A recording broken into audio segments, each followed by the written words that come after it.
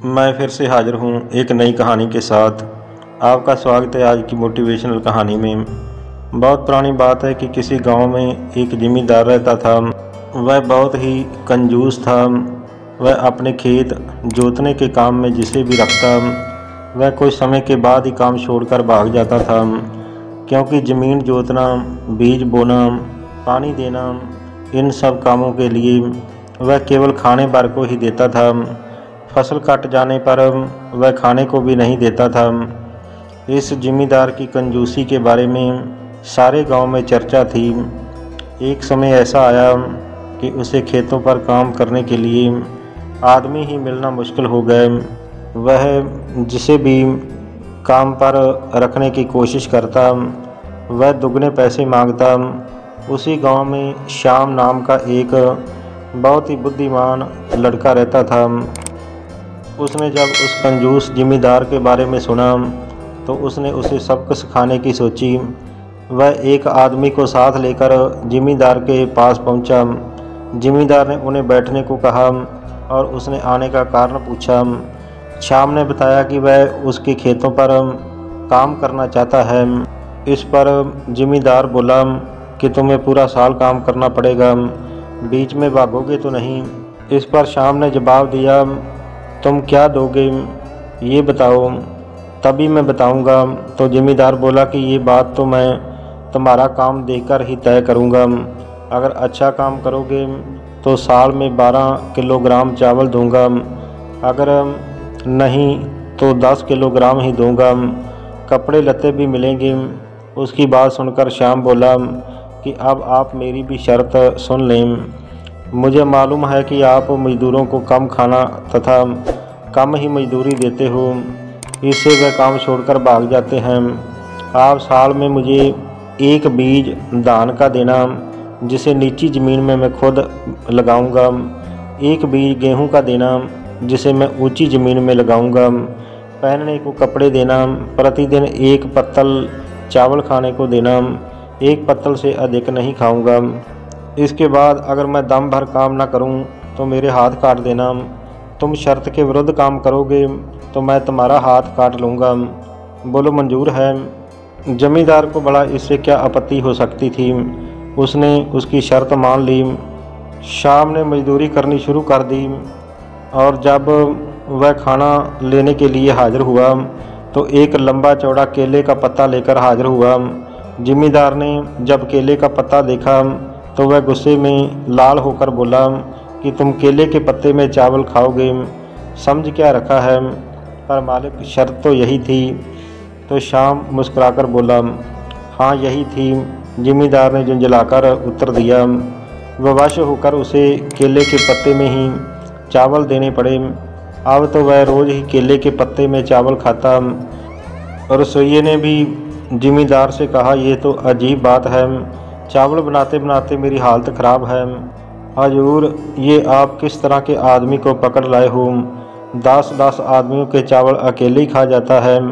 अरे 10 आदमियों के चावल का काम भी तो करता है। जमींदार ने उत्तर दिया।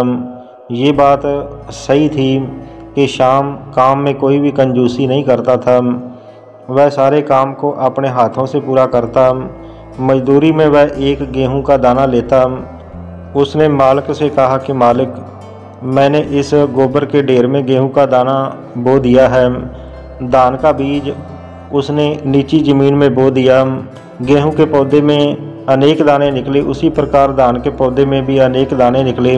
श्याम ने उन सभी को बीज के रूप में रख छोड़ा। दूसरे साल भी धान व गेहूं के खूब पौधे हुए।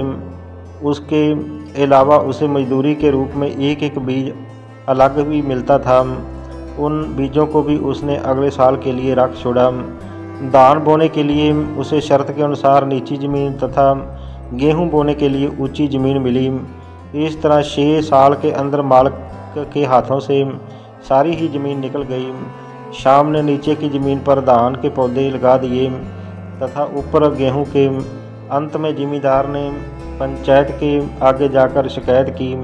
शाम भी वहां हाजिर हुआ तो गांव वालों ने शाम को समझाते हुए कहा कि इस बार ज़मींदार को माफ़ कर दो, उसे खूब दंड मिला है।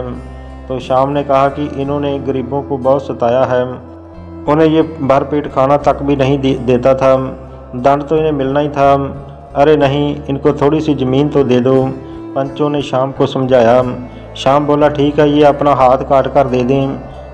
तो जिमीदार बोला कि नहीं नहीं, मैं अपना हाथ नहीं काटूंगा। श्याम को जिमीदार पर दया आ गई तो उसने आधी ज़मीन उसे दे दी और उस दिन से जिमीदार एकदम ही बदल गया। अब वह सभी मजदूरों के साथ अच्छा व्यवहार करता था, उन्हें भरपेट खाना भी और उचित मजदूरी भी देता था। गांव के लोग श्याम की सूझबूझ की प्रशंसा करते नहीं थकते थे। इस कहानी से हमें सीख मिलती है कि इस संसार में हर मजदूर की मजदूरी वक्त पर और उचित मूल्य पर देनी चाहिए, वरना किसी गरीब की बददुआ जीवन भर उसका पीछा नहीं छोड़ती है। तो सुनते हैं एक और मोटिवेशनल कहानी।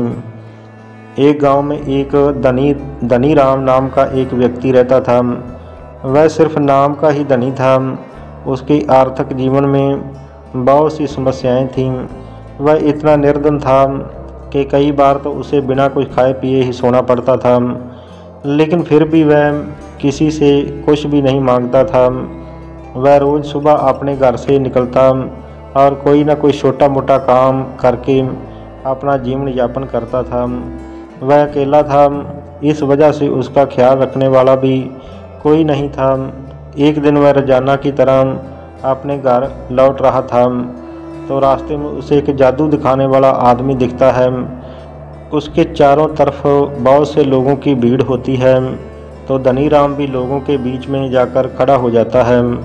अचानक जादूगर धनी राम को आगे आने को कहता है तो धनी राम डरते हुए आगे बढ़ता है। जादूगर धनी राम से पूछता है कि तुम्हारी जेब में कितने पैसे हैं। धनी राम चिल्लर पैसे निकालकर जादूगर को दिखाता है। तभी जादूगर रुमाल फैलाकर धनी राम से पैसे डालने को कहता है। धनी राम ने सारे दिन की मेहनत के बाद इतने पैसे इकट्ठे किए थे, इसलिए वह देना नहीं चाहता था, लेकिन फिर भी संकोच के कारण अपने पैसे जादूगर को दे देता है और जादूगर उन पैसों को रुमाल में दबाकर बीच में रख देता है। सभी दर्शक जादू देखने में मसरूफ़ हो जाते हैं, लेकिन धनी राम की नज़र केवल उस रुमाल में होती है। उसे लगता है कि अब मेरे पैसे मिलेंगे भी या नहीं। थोड़ी देर के बाद जादू का खेल ख़त्म हो जाता है और सभी लोग वहाँ से जाने लगते हैं, लेकिन धनी राम जादूगर से अपने पैसे वापस लेने के लिए इंतज़ार करता रहा।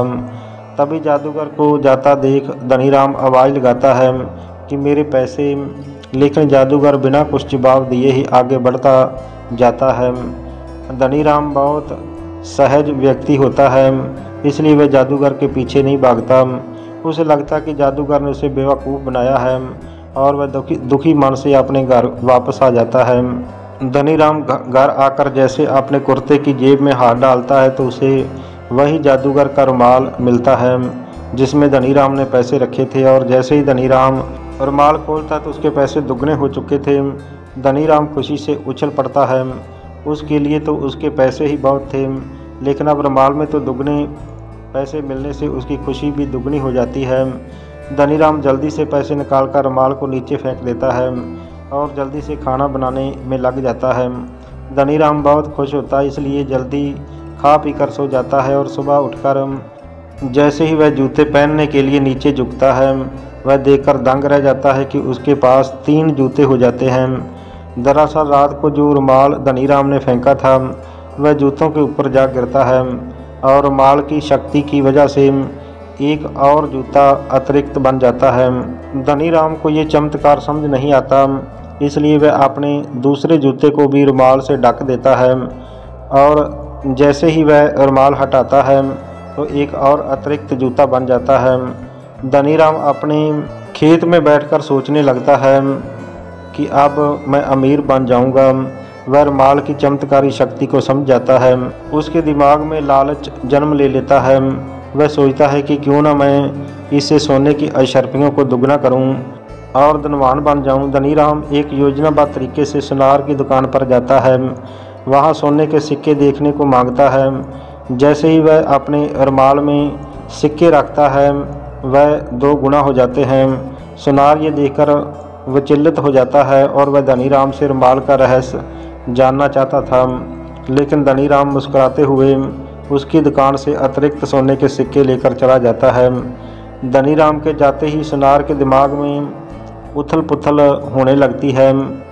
वह ये बात उस राज्य के राजा तक पहुंचा देता है और राजा जैसे ही ये बात जानता है तो वह धनीराम को गिरफ्तार करवाकर बुलवाता है और धनीराम से उसका रुमाल छीन लिया जाता है। और राजा जैसे ही रुमाल का परीक्षण करने के लिए उसमें स्वर्ण अशर्फियाँ रखता है और कुछ देर में रुमाल खोलता है, लेकिन रुमाल में केवल उतनी ही शर्फियाँ रखी होती हैं जितनी राजा ने रखी थी। राजा धनीराम और सुनार दोनों से पूछता है, तुम लोग तो कह रहे थे कि रुमाल में कोई भी वस्तु रखने से वह दुगनी हो जाती है, लेकिन यहाँ तो कुछ भी नहीं हुआ। तुम लोगों ने झूठ बोलकर दरबार का अपमान किया है, इसलिए दोनों को सज़ा मिलेगी। राजा धनीराम और सुनार दोनों को ही कारागार में डाल देता है और उस रुमाल को नदी में बहा दिया जाता है। धनीराम कारागार में बैठे हुए दुखी होता है, सोचता है कि यदि मैं लालच न करता तो आज वह रुमाल मेरे पास होता। धनीराम की लालच के साथ ये कहानी समाप्त हो जाती है। ये कहानी हमें सिखाती है कि इंसान को कभी भी लालच नहीं करना चाहिए, क्योंकि लालच हमेशा इंसान को डुबो देता है। अगर आज की ये कहानियाँ आपको पसंद आई हों तो कृपया मेरे चैनल को सब्सक्राइब ज़रूर कर देना। हमेशा अच्छा सोचो, अच्छा करो और खुश रहो। धन्यवाद। वंदे मातरम।